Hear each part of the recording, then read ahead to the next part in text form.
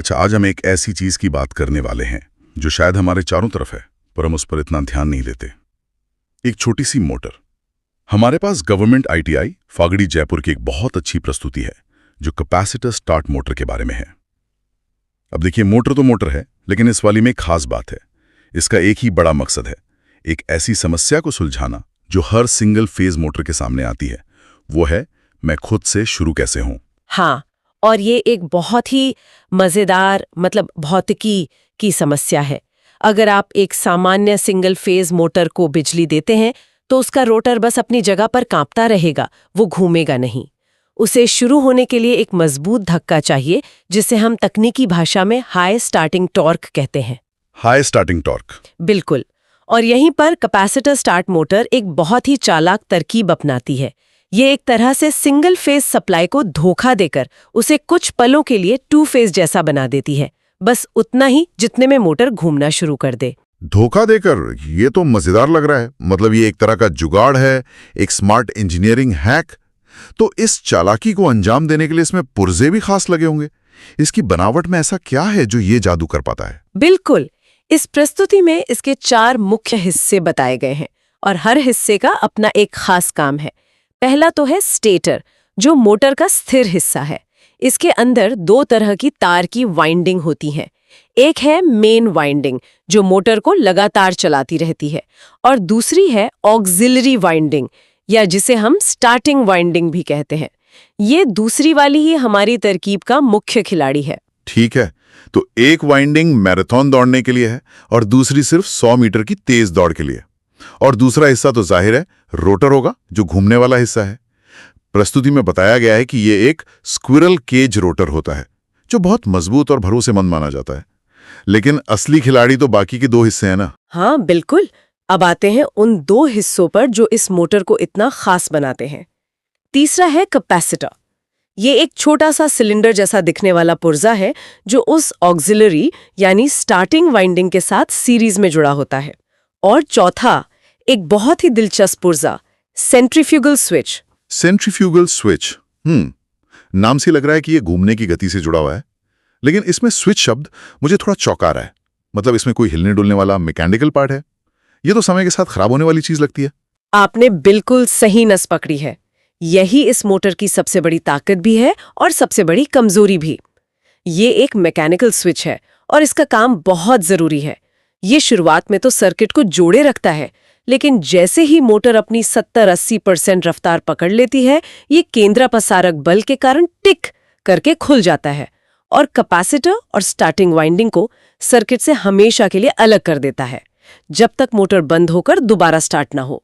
अच्छा, तो यहाँ तक तो सब सीधा साधा लगता है। 2 वाइंडिंग है, एक रोटर है और एक कैपेसिटर के साथ एक स्विच लगा है।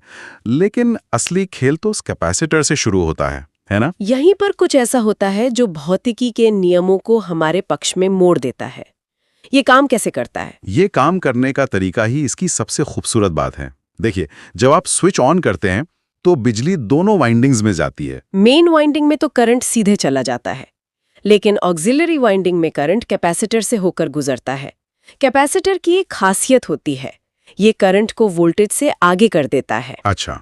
आसान भाषा में कहें तो कैपेसिटर की वजह से ऑक्सिलरी वाइंडिंग में जो करंट की लहर है, वो मेन वाइंडिंग की करंट की लहर से थोड़ा पहले अपने चरम पर पहुंच जाती है। दोनों के बीच एक समय का अंतर पैदा हो जाता है। इसी को फेज शिफ्ट कहते हैं। यानी ये ऐसा ही है जैसे किसी झूले को धक्का देना हो। अगर 2 लोग एक साथ धक्का देंगे तो झूला सीधा आगे जाएगा, लेकिन अगर एक थोड़ा पहले और दूसरा थोड़ा बाद में धक्का दे तो झूले में एक घुमाव आने लगेगा। क्या बेहतरीन एनालॉग है। बिल्कुल यही होता है। इस फेज शिफ्ट की वजह से स्टेटर के अंदर जो चुंबकीय क्षेत्र बनता है वो स्थिर नहीं रहता, बल्कि वो घूमने लगता है। इसे कहते हैं रोटेटिंग मैग्नेटिक फील्ड। और बस मोटर को यही चाहिए था। अच्छा। ये घूमता हुआ चुंबकीय क्षेत्र रोटर की सलाखों को पकड़ता है और उसे अपने साथ घुमाना शुरू कर देता है। यही वो मजबूत शुरुआती धक्का है जिसकी हम बात कर रहे थे। तो ये घूमने वाला चुंबकीय क्षेत्र बन गया, अब रोटर घूमना शुरू कर देगा। लेकिन उस सेंट्रीफ्यूगल स्विच का क्या? वो कब और कैसे काम में आता है? पूरी प्रक्रिया को शुरू से आखिर तक एक बार समझते हैं। चलिए, मोटर की जिंदगी के पहले कुछ सेकंड्स को देखते हैं। पहला, जैसे ही आपने स्विच ऑन किया, सेंट्रीफ्यूजल स्विच बंद है, मतलब क्लोज्ड है। तो बिजली मेन वाइंडिंग के साथ साथ कैपेसिटर और स्टार्टिंग वाइंडिंग से होते हुए भी जा रही है। फेज शिफ्ट हुआ, घूमने वाला चुंबकीय क्षेत्र बना और रोटर ने घूमना शुरू कर दिया। दूसरा, मोटर तेजी से रफ्तार पकड़ती है 0 से लगभग 70-80% तक। ये कुछ ही पलों में हो जाता है। और इसी रफ्तार पर सेंट्रीफ्यूजल स्विच अपना काम करता है। रोटर की तेज गति के कारण केंद्रपसारक बल स्विच के कॉन्टैक्ट्स को बाहर की तरफ धकेलता है और क्लिक करके स्विच खुल जाता है, यानी ऑफ हो जाता है। एकदम सही। और जैसे ही स्विच खुलता है, स्टार्टिंग वाइंडिंग और कैपेसिटर का रास्ता कट जाता है। अब उनका काम खत्म। मोटर अब सिर्फ अपनी मजबूत मेन वाइंडिंग पर आराम से चलती रहती है। और ये कदम उठाना मोटर की लंबी उम्र के लिए बहुत जरूरी है। अगर वो स्टार्टिंग वाइंडिंग जुड़ी रहे तो क्या होगा? मोटर और तेजी से चलेगी? नहीं, बल्कि वो जल जाएगी। कल्पना कीजिए कि एक धावक जो स्प्रिंट के लिए तेजी से दौड़ता है, अगर वो उसी रफ्तार से मैराथन दौड़ने की कोशिश करे तो क्या होगा? हाँ, वो तो थककर गिर जाएगा। बिल्कुल। स्टार्टिंग वाइंडिंग वही स्प्रिंटर है। उसे शक्तिशाली बनाने के लिए उसमें पतले तार के ज्यादा टर्न होते हैं जो ज्यादा देर तक करंट झेल नहीं सकते। वो बस कुछ सेकंड के लिए अपनी पूरी ताकत झोंकने के लिए बनी है, जबकि मेन वाइंडिंग मोटे तार से बनी होती है जो मैराथन धावक की तरह लगातार चलने के लिए डिजाइन की गई है। वाह, ये तो बहुत ही बड़ा ही शानदार डिजाइन है। मतलब मोटर को शुरू करने के लिए एक बूस्टर रॉकेट लगाया और काम होते ही उसे अलग कर दिया ताकि मुख्य इंजन आराम से काम करता रहे। अब समझ आया कि ये मोटर इतनी आम क्यों है। इस जयपुर ITI की प्रस्तुति में इसकी तुलना एक और मोटर स्प्लिट फेज मोटर से भी की गई है। उनमें क्या बड़ा फर्क है? ये एक बहुत अच्छी तुलना है क्योंकि दोनों ही सिंगल फेज मोटर हैं और एक जैसी दिख सकती है।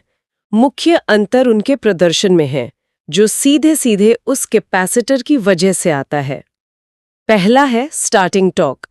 कैपेसिटर स्टार्ट मोटर का टॉर्क बहुत ज्यादा होता है, जबकि स्प्लिट फेज का कम होता है। अच्छा। और दूसरा स्टार्टिंग करंट।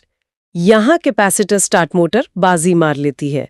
इसका स्टार्टिंग करंट कम होता है, जबकि स्प्लिट फेज मोटर शुरू होने में बहुत ज्यादा करंट खींचती है। ये एक बहुत बड़ा फर्क है। कम स्टार्टिंग करंट का मतलब है कि घर की वायरिंग और MCB पर कम दबाव पड़ेगा। कई बार लाइट्स का डिम होना भी इसी वजह से होता है। और बाकी के पैरामीटर्स जैसे कि दक्षता और लागत, दक्षता यानी एफिशिएंसी के मामले में भी कैपेसिटर स्टार्ट मोटर अच्छी मानी जाती है, जबकि स्प्लिट फेज की कम होती है। लेकिन हाँ, जब बात लागत की आती है तो स्प्लिट फेज मोटर सस्ती होती है। कैपेसिटर स्टार्ट मोटर की लागत मध्यम होती है क्योंकि उसमें एक कैपेसिटर और एक सेंट्रीफ्यूगल स्विच का अतिरिक्त खर्चा होता है। तो इसका मतलब ये है कि अगर किसी काम के लिए बस मोटर को घुमाना है और ज्यादा शुरुआती जोर नहीं चाहिए, जैसे कोई छोटा टेबल फैन, तो सस्ती स्प्लिट फेज मोटर से काम चल जाएगा। लेकिन जहां किसी भारी चीज को हिलाना है, जैसे पानी का पंप या वॉशिंग मशीन का ड्रम, वहां कैपेसिटर स्टार्ट मोटर ही एकमात्र विकल्प है, भले ही वो थोड़ी महंगी हो। आपने बिल्कुल सही निष्कर्ष निकाला। ये प्रदर्शन के लिए किया गया एक समझदार निवेश है। हर मोटर का अपना एक काम होता है। ठीक है, तो फायदे तो साफ हैं, हाई स्टार्टिंग टॉर्क, कम स्टार्टिंग करंट, लेकिन वो मैकेनिकल स्विच वाली बात मेरे दिमाग में अभी भी अटकी हुई है। इसके नुकसान क्या क्या है? सिक्के का दूसरा पहलू देखना हमेशा जरूरी है। प्रस्तुति में भी इन पर बात की गई है। सबसे बड़ी कमी वही है जिसके बारे में आप सोच रहे हैं, सेंट्रीफ्यूगल स्विच। क्योंकि ये एक हिलने डुलने वाला पुर्जा है, ये समय के साथ घिस सकता है, इसके कॉन्टैक्ट्स पर कार्बन जम सकता है या ये गलत समय पर अटक सकता है। अगर ये खुला अटक गया तो मोटर स्टार्ट ही नहीं होगी, और अगर ये बंद अटक गया तो स्टार्टिंग वाइंडिंग कुछ ही सेकंड में जल जाएगी। मैंने कई बार देखा है कि जब पानी का पंप चालू नहीं होता तो मैकेनिक आके सबसे पहले उसका कैपेसिटर ही बदलता है। तो क्या कैपेसिटर भी एक कमजोर कड़ी है? हाँ, दूसरी बड़ी कमी खुद कैपेसिटर है। खासकर जो इलेक्ट्रोलाइटिक कैपेसिटर्स इनमें इस्तेमाल होते हैं, उनकी एक तय उम्र होती है। समय के साथ वे अपनी क्षमता खो देते हैं और मोटर को जरूरी फेज शिफ्ट नहीं दे पाते। नतीजा, मोटर या तो धीरे स्टार्ट होगी या सिर्फ हम की आवाज करेगी पर घूमेगी नहीं। अच्छी बात यह है कि इसे बदलना काफी आसान और सस्ता होता है। और एक सीमा शायद ये भी है कि ये बहुत भारी भरकम औद्योगिक कामों के लिए नहीं बनी है। सही है, ये हल्के से मध्यम भार के लिए बेहतरीन है, लेकिन बहुत ज्यादा वजन या दबाव वाली मशीनों के लिए आपको 3 फेज मोटर्स की ही जरूरत पड़ेगी। उन्हें इन तरकीबों की जरूरत नहीं पड़ती, क्योंकि वे स्वाभाविक रूप से घूमने वाला चुंबकीय क्षेत्र बनाती हैं। ये जानना हमेशा मजेदार होता है कि ये तकनीकी चीजें हमारी रोजमर्रा की जिंदगी में कहाँ-कहाँ छिपी होती हैं। प्रस्तुति में कुछ उदाहरण दिए गए। हाँ, और आप हैरान हो जाएंगे कि हम इनसे कितना घिरे हुए हैं। जैसे घरों में पानी की टंकियों में पानी चढ़ाने वाले वाटर पंप्स, सही। हमारे रेफ्रिजरेटर और एयर कंडीशनर के अंदर का कंप्रेसर। कभी आपने पुराने फ्रिज को चालू होते हुए सुना है? एक क्लिक की आवाज आती है और फिर कंप्रेसर की हम की आवाज शुरू होती है। वो क्लिक की आवाज अक्सर इसी सेंट्रीफ्यूगल स्विच के खुलने की होती है। अच्छा, हाँ, मैंने सुनी है वो आवाज। और वॉशिंग मशीन, खासकर सेमी ऑटोमेटिक मॉडल में, और छोटे वर्कशॉप टूल्स जैसे ड्रिल प्रेस या ग्राइंडर में भी इसका इस्तेमाल होता है। और इन सभी उपकरणों में एक बात कॉमन है, सबको शुरू होने के लिए इनर्शिया यानी जड़त्व को पार करना पड़ता है। पंप को पानी के वजन के खिलाफ काम करना है, कंप्रेसर को गैस को दबाना है और वॉशिंग मशीन को गीले कपड़ों से भरे ड्रम को घुमाना है। इन सब कामों के लिए वो शुरुआती शक्तिशाली धक्का बहुत जरूरी है। बिल्कुल, इन सभी कामों के लिए उच्च प्रारंभिक टॉर्क आवश्यक है और यहीं पर ये मोटर अपनी भूमिका बखूबी निभाती है। तो इस पूरी बातचीत का सार यही निकलता है कि कैपेसिटर स्टार्ट मोटर एक बहुत ही चतुर, प्रभावी और भरोसेमंद डिजाइन है, खासकर उन जगहों के लिए जहां 3 फेज पावर नहीं है, जैसे हमारे घर, और जहां हमें एक शक्तिशाली शुरुआत की जरूरत है। ये सरल इंजीनियरिंग का एक शानदार उदाहरण है। इसने सिंगल फेज पावर के एक मौलिक सीमा, यानी खुद से शुरू ना हो पाने की कमी का एक बहुत ही सरल और प्रभावी समाधान दिया है।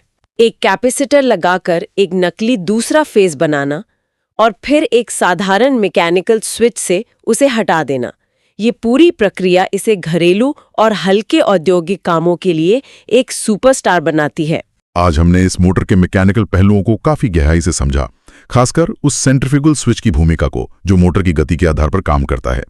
ये मुझे एक सवाल सोचने पर मजबूर करता है। और वो सवाल क्या है?